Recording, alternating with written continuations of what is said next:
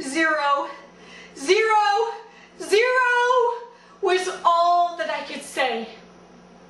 Just a moment before, I had said to the ICU nurse, should her heart rate have gone from the 70s to the 50s?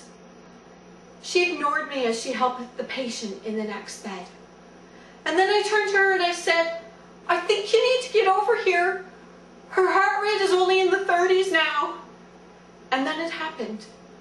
And she flatlined. And all that I could say was 0, which meant help her. She's dying. The ICU nurse finally came over to me and she said, I can't help her until you leave. I turned and I ran out of the ICU unit, and all you could hear was my flip-flops echoing on the hallway walls as I burst into the family waiting area. All eyes were on me as I yelled, Jamie, where's John? Mom flatlined. And Jamie said, she what? That morning, my mom had had a brain aneurysm, and on a severity of 1 to 5, hers was a 4. And as I arrived at the emergency room, the doctor said to me very coldly, gather your family together. We don't expect her to live. She's nothing but an empty shell. Don't expect her to communicate with you. I called Jamie, who was supposed to have been on a flight to China, and we were never so glad that his business trip had been delayed. He gathered the family together, and I went in to be with Mom. I gathered all my strength, and as I walked in, I took her hand, and I said, it's Jennifer, Mom. I'm here. I love you. And she did the impossible, and she told me that she loved me too. And I was never so glad that the kids and I had shared with her our secret code. You see, we had what we considered a 3-hand squeeze that said, I love you. And when my mom said that, a tear ran out of the corner of her eye. And then next she went, and I knew exactly what she meant from that. You see, my dad had passed away, and before he did, she held a precious memory in her heart of how he had been in a coma for about 24 hours.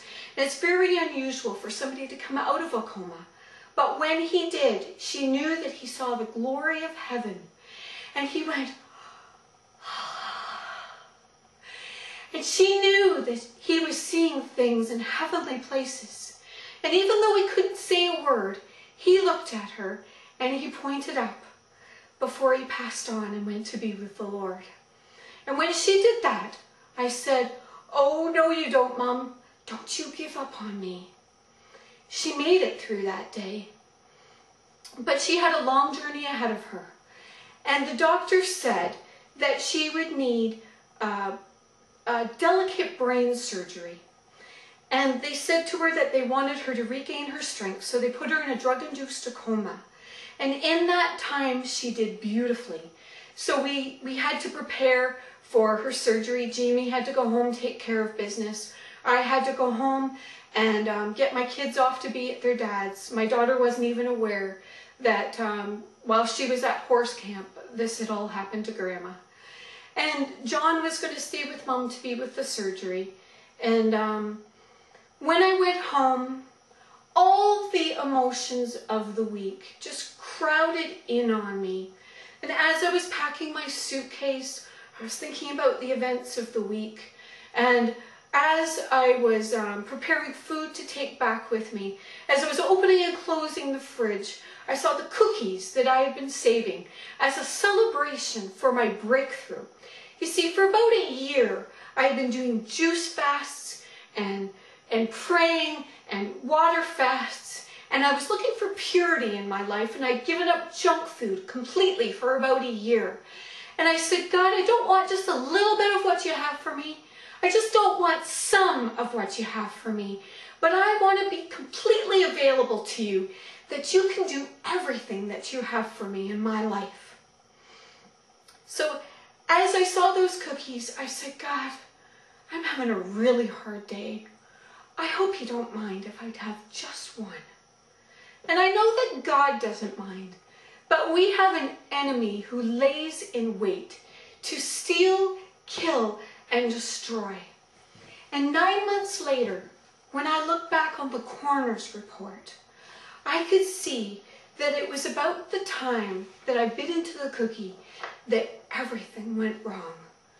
Records went missing, wrong medications were given, and when John was with her, he said that there was just a kerfuffle around her and that nobody could understand what had gone wrong. When we looked at the report, we found that a medical student had come along and the device that had been put into the main artery to block the bleeding had been taken, and it was like this medical student went and walked away. John said only pure evil could have done this. Protocols weren't followed. We found that her body had been sent out to be embalmed for the legal autopsy. I didn't think anything of it at the time, but I realized that it was really unusual that the coroner had waited for us, that on our journey where Jamie and I had to travel 5 hours to get there to be with Mom, she was waiting for us when we arrived. They had told John that Mom was brain dead and that she should be taken off of life support, and they didn't even have him wait for us until we arrived. The three of us should have made the decision. We found that the investigation for the coroner had been moved from Ottawa to Kingston, a neighboring city, and then from Kingston to Toronto, where I live, 5 hours away. My mom didn't deserve what she got. She was a beautiful lady who couldn't do enough for the people in her life. Actually, this is a picture of my mom. And I loved her dearly, and everyone that knew her loved her. But when I thought about it, Jesus also didn't deserve what he got. He died a brutal death upon a cross. And like Jesus, Satan thought that he had won with my mom. Oh, sure, he destroyed her physical body. But what could he really take from her? 0. You see, everything of worth and value was stored up in heavenly places for my mom. Her salvation was secure. And when I thought about it, what could the enemy really steal from me? Same thing, a big 0. About a month before my mom had passed away, she called me and she was in tears. And I had just been going through a court battle and a divorce, and my mom was worried about my kids and I.